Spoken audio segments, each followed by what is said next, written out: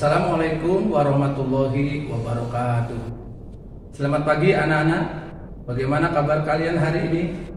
Semoga kalian dalam keadaan sehat walafiat, tidak kurang satu apapun, dan selalu dalam lindungan Allah Subhanahu wa Ta'ala.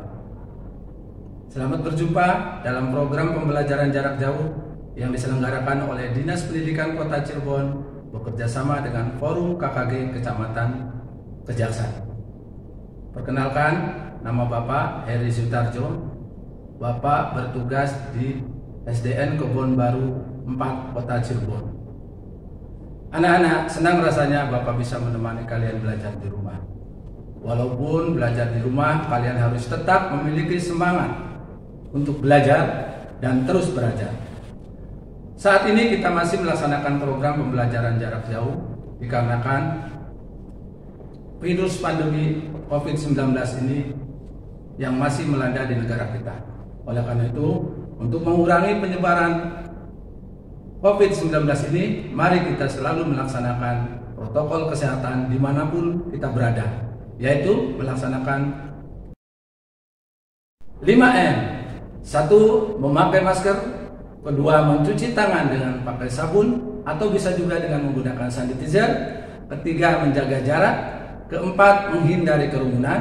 Dan 5. Membatasi mobilitas. Anak-anak, sebelum kita belajar, marilah kita terlebih dahulu berdoa sesuai dengan agama dan kepercayaannya masing-masing. Bagi yang beragama Islam, silakan mengikuti sesuai dengan tampilan video berikut ini. Berdoa mulai. Doa sebelum belajar. Bismillahirrahmanirrahim. Raditu billahi rabba wa bil islami dina wa bi muhammadin nabiyya wa rasulah. Rabbi zidni ilman warzuqni fahman. Artinya,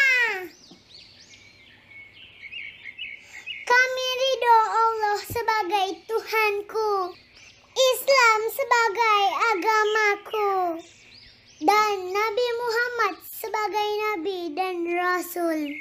Ya Allah, tambahkanlah kepadaku ilmu dan berikanlah aku pengertian yang baik.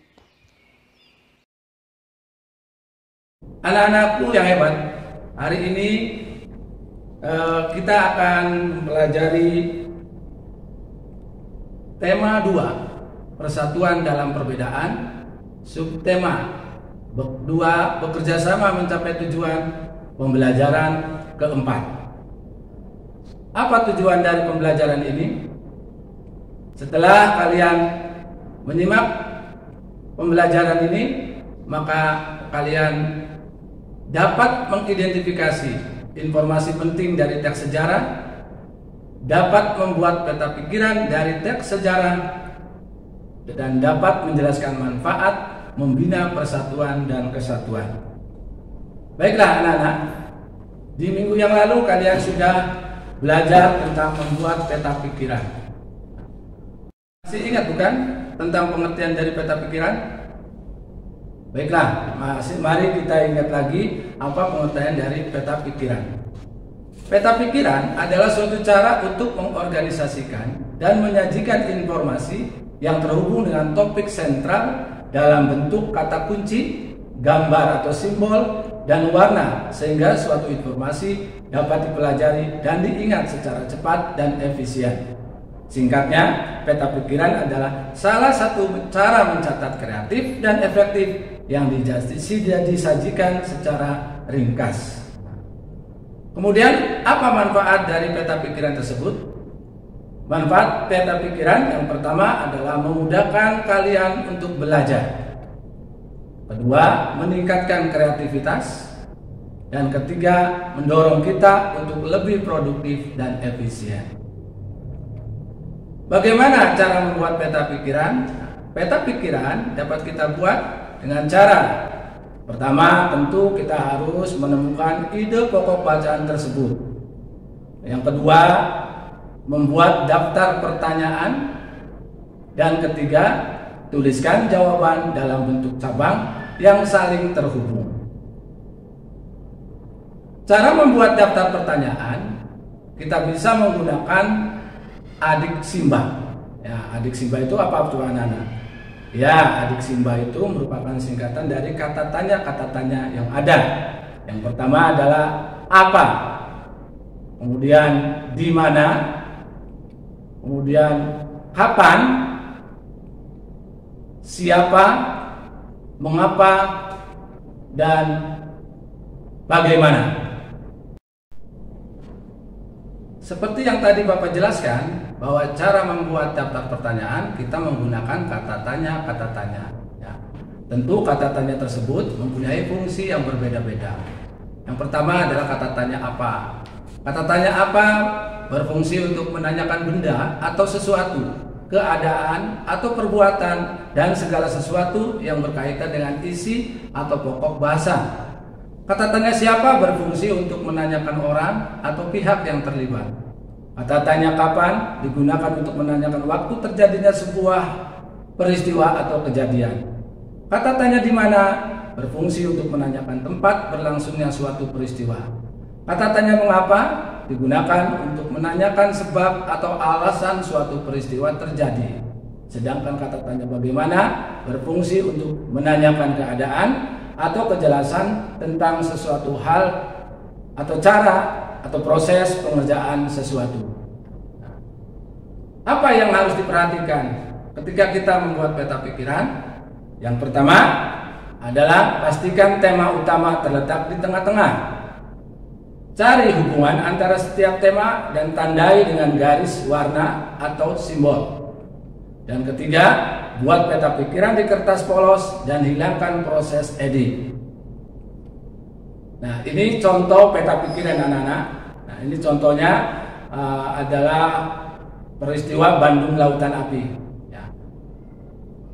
Untuk menanyakan informasi yang ada dalam, mencari informasi yang ada dalam teks bacaan sejarah tersebut, tadi sudah kita menggunakan kata apa, mengapa, siapa, di mana, kapan, dan bagaimana. Dan tentunya itu bisa menjawab apa yang kita inginkan, informasi apa yang kita dapatkan dari teks bacaan tersebut. Nah, coba sekarang perhatikan, Bapak mempunyai teks bacaan yang mengandung nilai sejarah dari bangsa kita, yaitu judulnya adalah Perjanjian Renville. Anak-anak harus diketahui bahwa Perjanjian Renville itu merupakan salah satu bentuk upaya bangsa Indonesia untuk mempertahankan diri, untuk mempertahankan kemerdekaan Indonesia yang telah diraih. Oke. Dari bacaan ini nanti kalian bisa menemukan informasi pentingnya. Baik, Bapak bacakan dulu ya Perjanjian Renville ini. Perjanjian Renville. Perjanjian ini dilakukan antara Indonesia dan Belanda. Perjanjian ini ditandatangani pada tanggal 17 Januari 1948 di atas kapal perang Amerika Serikat USS Renville yang berlabuh di pelabuhan Tanjung Priuk, Jakarta. Perundingan dimulai pada tanggal 8 Desember 1947.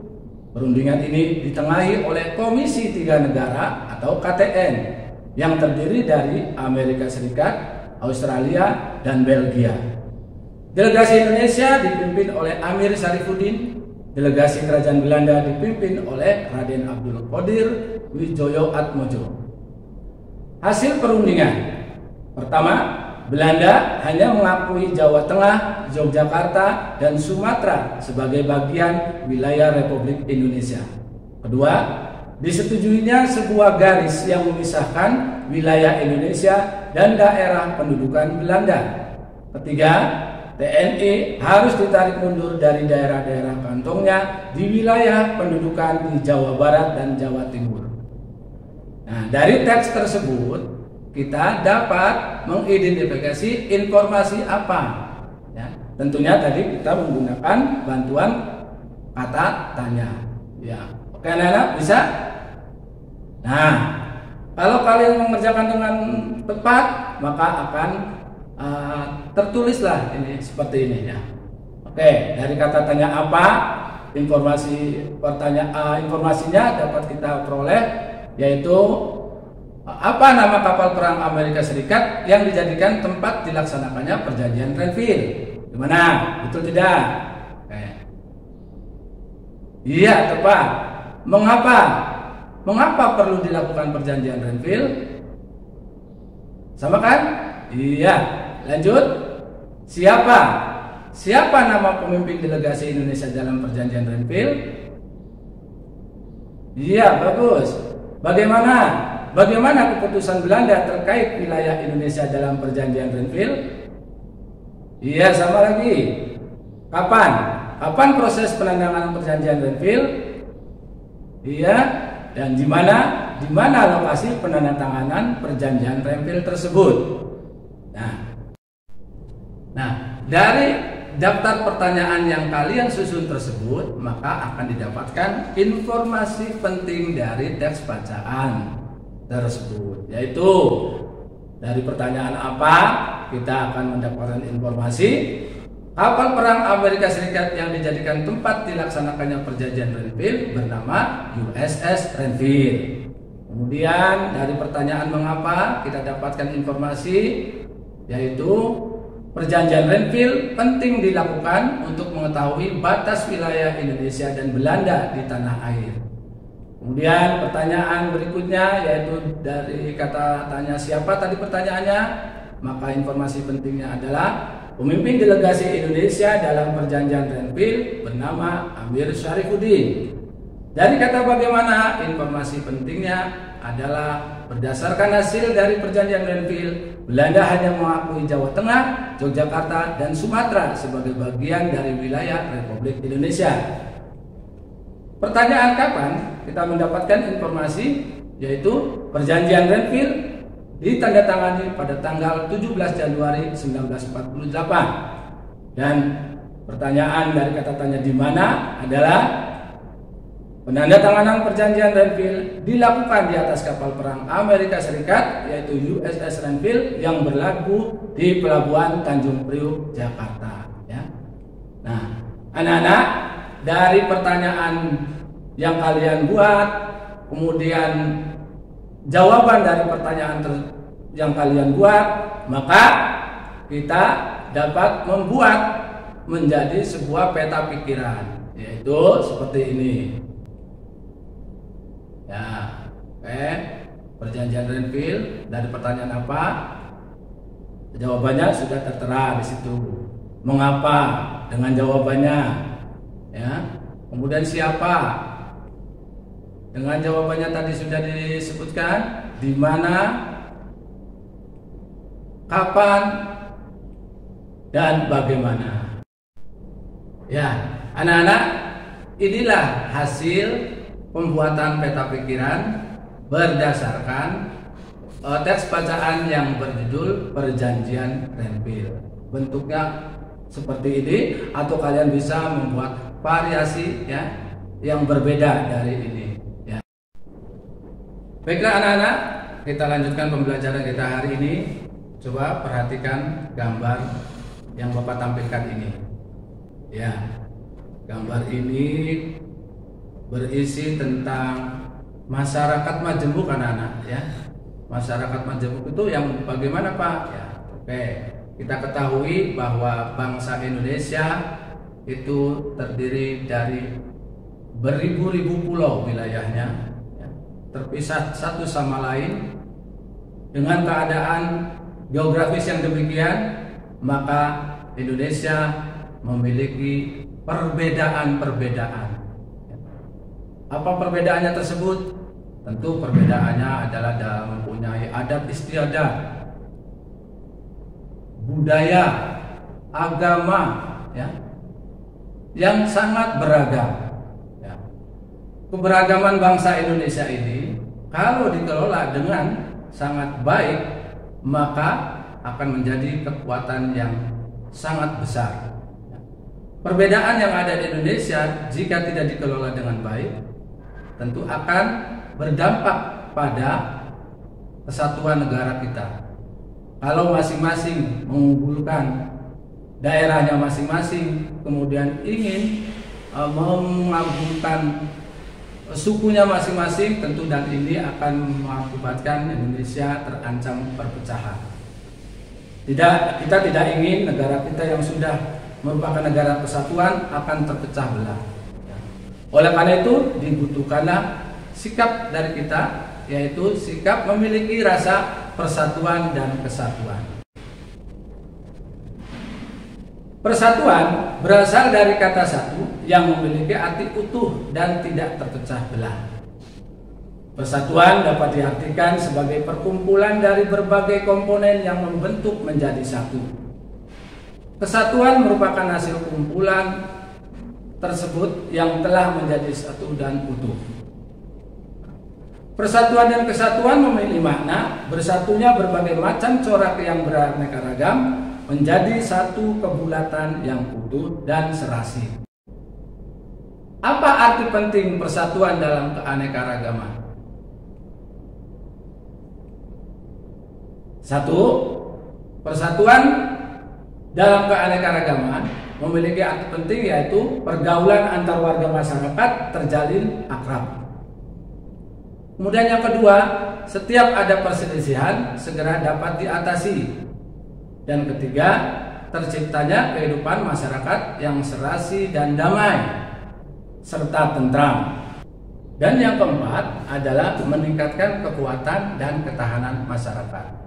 Itulah anak-anak arti penting persatuan dalam keanekaragaman yang perlu kita miliki oleh bangsa Indonesia. Karena bangsa Indonesia adalah bangsa yang majemuk, bangsa yang memiliki banyak perbedaan. Seperti tadi Bapak sampaikan di awal, bahwa bangsa kita berbeda dalam beberapa banyak hal, ya. Oleh karena itu, tadi Bapak juga tekankan bahwa mari kita jaga persatuan dan kesatuan demi tegaknya Negara Kesatuan Republik Indonesia. Ya. Anak-anak, itulah materi pembelajaran yang dapat Bapak sampaikan. Semoga materi ini dapat dipahami oleh kalian dan selalu kalian tetap berdoa kepada Allah, ya, memohon perlindungan.